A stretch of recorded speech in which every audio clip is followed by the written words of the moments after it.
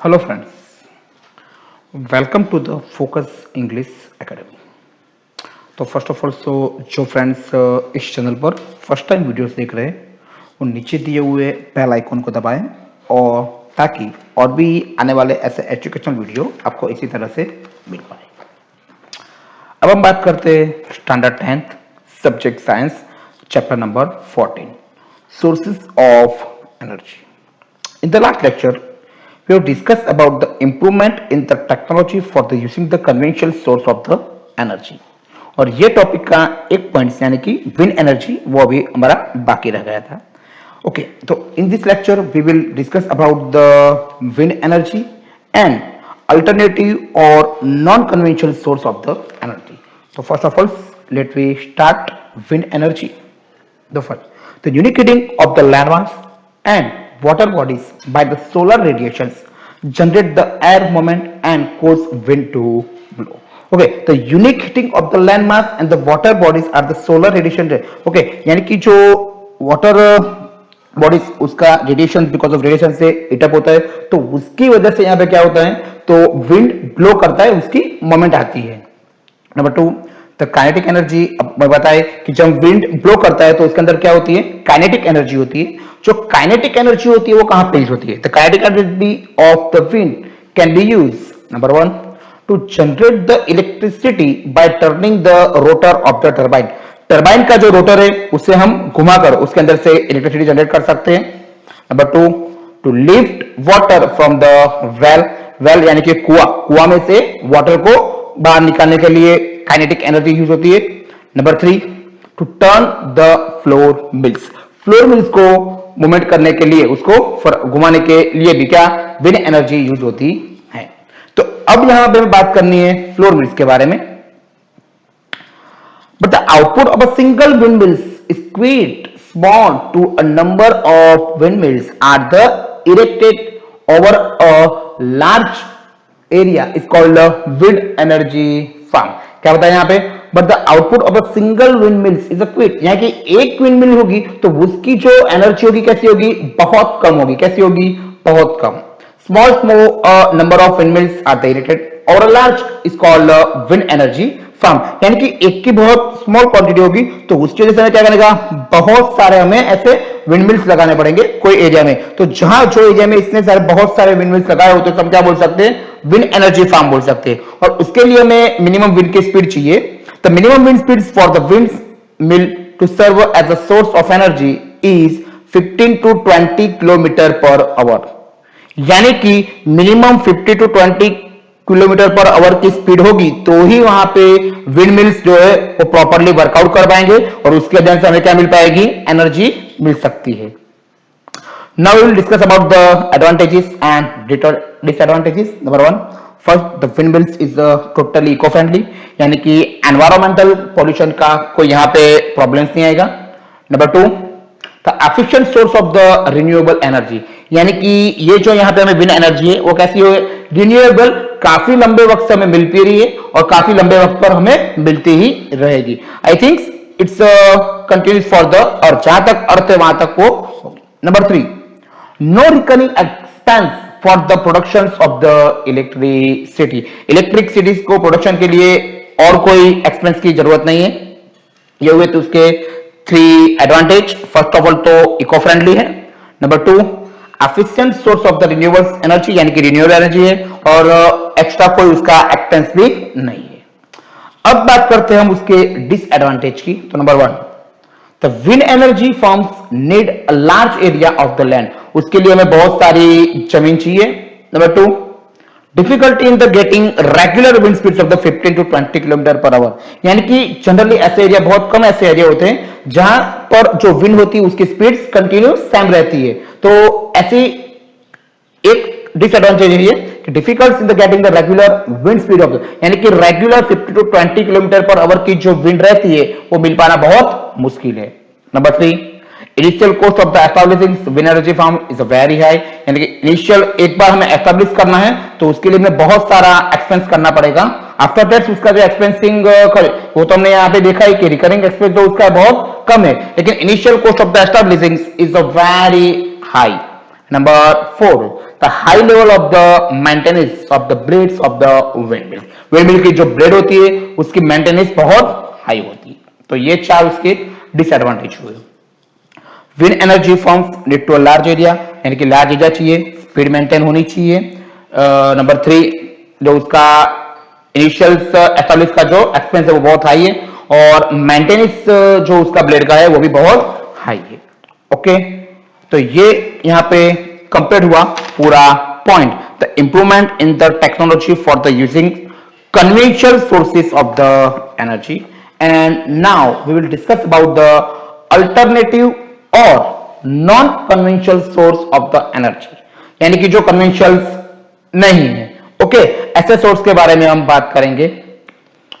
Reason for the alternative source of the energy, हमें alternative source क्यों चाहिए, non conventional source हमें क्यों चाहिए? तो first, the fossil fuels reserves in the earth are the limited which may be exhausted soon if we use them at the current rate। अगर हम fossil fuel की बात करें तो जिस तरह से हम अभी यूज कर रहे हैं वैसे ही हम कंटिन्यू इसका यूज करेंगे तो with in a short times it's will be complete, वो फिनिश होने वाला है। ओके, तो उसके लिए हमें अल्टरनेटिव रिसोर्स चाहिए।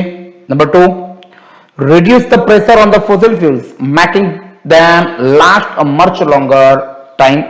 Okay, reduce the pressure on the fossil fuel, fossil fuel के ऊपर से प्रेशर निकल, क्योंकि उसको जितना मैक्सिमम यूज कर पाएंगे तो उतना हमारे लिए बेटर रहेगा।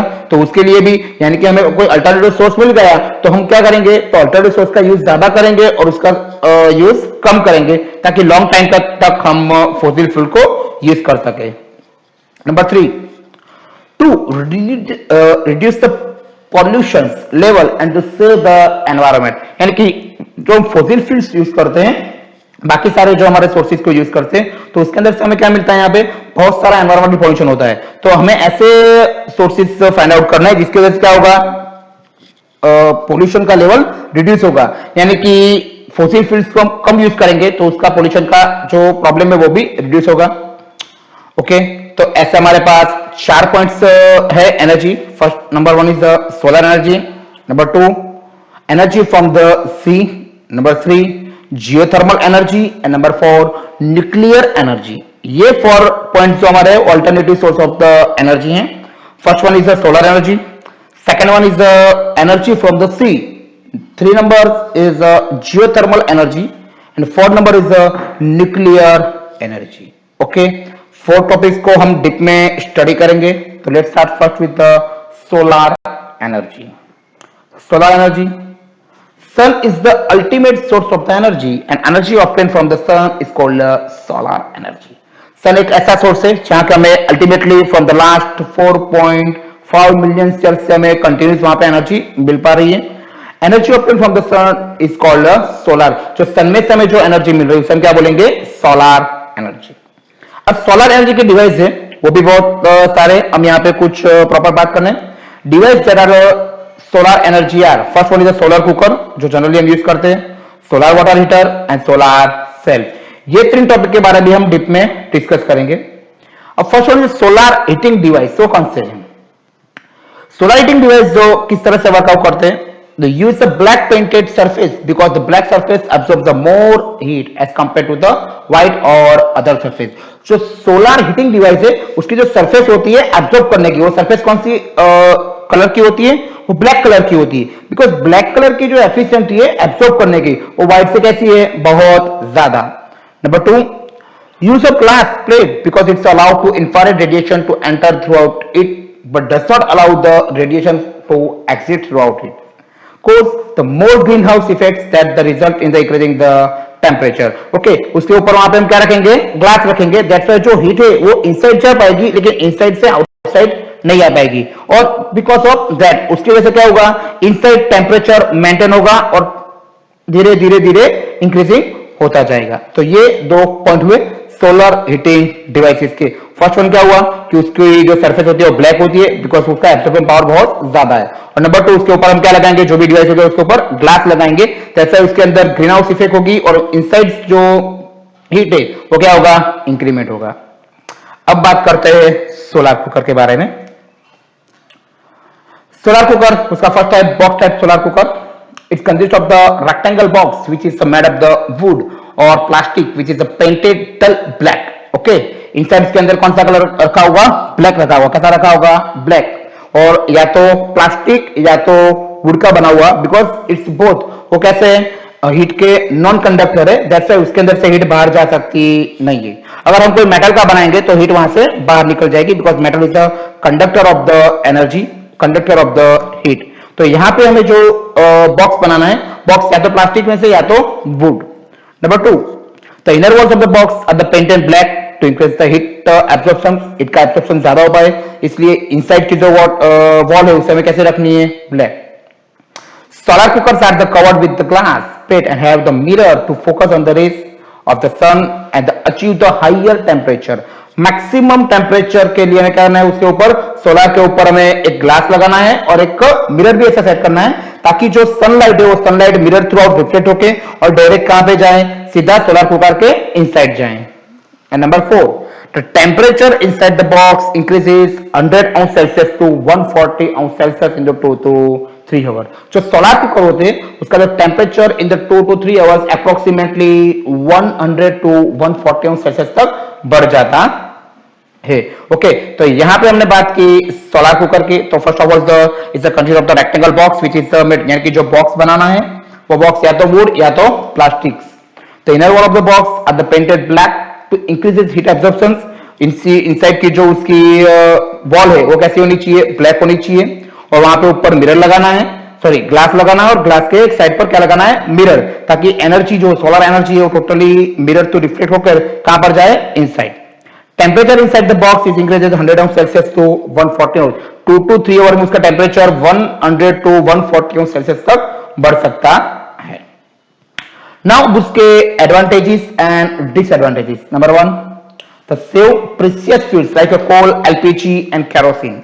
जो हमारे फ्यूल्स है कोल, एलपीजी और केरोसिन, उसको हम एक्सपेंस करके बाय करते तो वो हमारे फ्यूल सेव हो जाएंगे, यानी कि इकोनॉमिकली बेनिफिट.